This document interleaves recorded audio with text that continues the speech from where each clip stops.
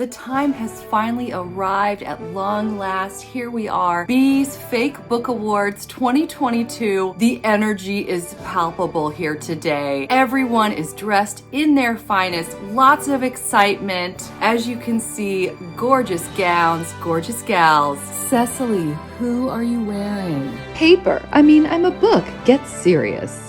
All right, should have known that one. But everyone is just so excited. Wait a minute, hold on, excuse me. Who is this gentleman? This guy's only half dressed. He thinks he's gonna get in here? Look at the kill. Look at him. Oh, never mind, let him go. Sit him by me, yeah. Oh, hi, my name's B, and welcome to my channel, Mama Needs to Read Romance. Well, welcome to my fake awards show. I am so excited. I've created a survey down below. If you feel like filling it out, I would love that. I might even do another video with your votes on these things, which would be super fun. Otherwise, if you want to leave a comment telling me one of your favorites in one of the categories I'm about to mention, go for it. I would love to read it. I think everybody would probably like to see it. So without further ado, let's talk about some of my favorite romance-related things in 2022. Starting with Best Narrator.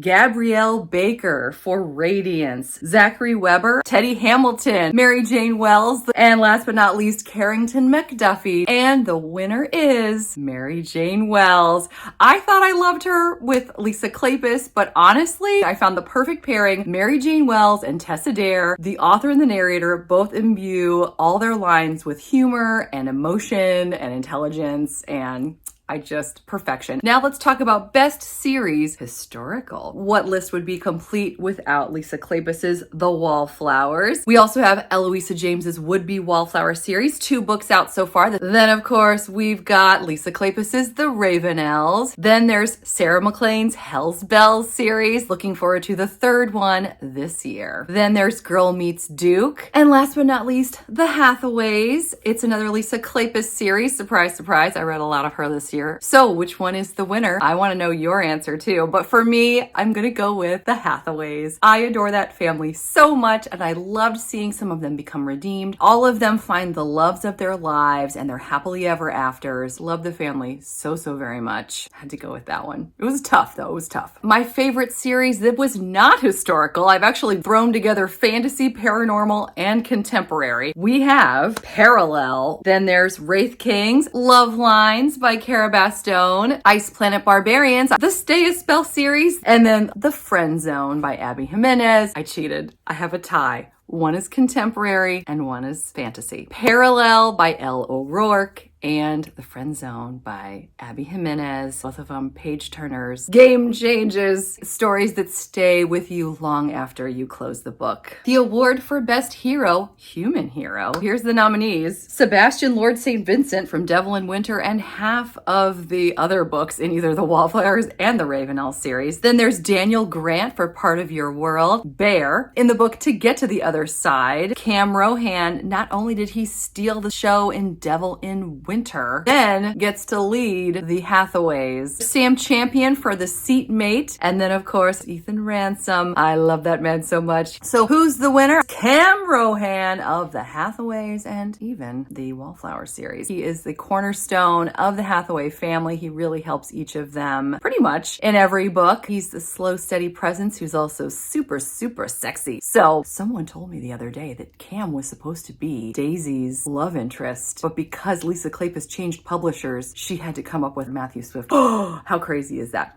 So now let's talk hero who is not a human. Brescian from Radiance, Devraj Kumar from Don't Hex and Drive, Nico Cruz from Witches Get Stitches, Ihako of the Ice Planet Barbarians book 3. And then I know this is weird because this book hasn't come out yet and I also haven't read it yet, but I'm going to say Henry Blackwater from Grimm and Barrett. And the winner is, I'm sure you're shocked, Devraj Kumar. I don't think you're going to find a sexier vampire, and he's a Stygorn, so he's not only a vampire, he's a warrior. Oh, and he's a Bollywood actor. When I first read about this, I thought it sounded ridiculous. Now I'm totally along for the ride. So I wished every book that was not his book was basically one of those choose your own adventure type deals where anytime you see him, like the bottom of the page would say, if you want to go off with Devraj, turn to page 118. I'm book, and there we are. Love that man. Enough said. For Best Heroine, Feyre of the Court of Thorns and Roses series. Dr. Garrett Gibson from Hello Stranger. Pauline from Any Duchess Will Do. Jules from Resting Witch Face and the rest of the Stay a Spell series. Last but not least, Emma from The Duchess Deal. And so the winner for me, Pauline from Any Duchess Will Do. I love her so much. She has a sister who has an intellectual disability, and I was very, very touched by how she made all of her decisions based on the welfare of her sister, even if it wasn't the best thing for Pauline herself. So I had not seen that in any books, and I really, really loved Pauline. Let's talk about Cutest Animal, the goat wearing clothes in Part of Your World, Harry Poppins from Life's Too Short, Breeches from The Duchess Deal, the elephant that shows up to the wedding novella for Kev and Win, and then of course Fred the Rooster from the Stay a Spell series. So the winner for Best Pet is the goat in pajamas in Part of Your World. I mean, come on. It was an adorable goat, and it was wearing clothes all the time. How could you not love that? Best setting, where I had the most fun in my mind while reading books. Eversby Priory for the Hathaways. It was dilapidated when they came to it, and by the end of the series, it is beautiful. Stony Cross Park, the setting of many a story within the Wallflowers and the Hathaways, and I think even in the Ravenels. Then there's the French Vineyard set in the 1930s in Across Time and Across Eternity. That is the second duet in the parallel series. Winterborns, it's for Marrying Winterborn, which was book 2 in the Ravenel series. The biggest department store in the world, Jenner's. It's the gaming club, The Devil in Winter. And then the small town in Part of Your World that literally was magical. And so my number one setting, Stony Cross Park. I visited it many a time, and I loved how every book kind of added another layer onto what happened there, and I just loved visiting, and maybe someday we'll be going back. Who knows? Let's talk Best Novella. When She Was Naughty by Tessa Dare, In the Darkest Midnight by Grace Draven, In the Bleak Midwinter by Mary Jo Putney, The Captive Merman's Promise, and last but not least, Deck the Halls with Love by Lorraine Heath. So my winner, favorite novella, is Mary Jo Putney's In the Bleak Midwinter. I just loved it. You may have seen me boohooing through this Vlogmas episode that I had done, but we have a veteran who is pushing everyone away because of his scars, and the woman who gets past it all to help him see that the incredible man that he was before the war, he still is, and I loved it. Yes, I loved it. Sorry, so many loved it. Best song. I bet you didn't know I could do this one. There are songs that are mentioned in some of the books, and I really enjoyed those. I will link them below so you can hear what they sound like, but I'm going to tell you about my favorite songs in these books right now. My first nominee for Best Song is The Rose of Tralee, which was featured in Again the Magic. Picture it, they're around a campfire, the two of them, finding their way back to one another after they had loved and seriously lost. And he has this song sung for her by a company of men as she pretends to swoon, and he's off there smiling in the distance. They've been cozy all evening, just rediscovering one another, and them singing this song to her and using her name in the song. I just loved it. I've read that scene so many times. If you've seen the movie Say Anything, then you will especially appreciate this song. It is the end of Don't Hex and Drive. DeVraj holding up, I believe they were speakers? Or it was his iPhone, I'm trying to remember. He was holding up something, playing the song In Your Eyes by Peter Gabriel because he heard American women enjoyed being wooed by that song. And so Isadora runs out after hearing him playing that in the front yard. And then a neighborhood-wide party ensues with more fabulous 80s music. Another one, Nico singing What a Wonderful World to the triplet babies to help them get to sleep in Jingle Spells, part of Walking in a Witchy Wonderland.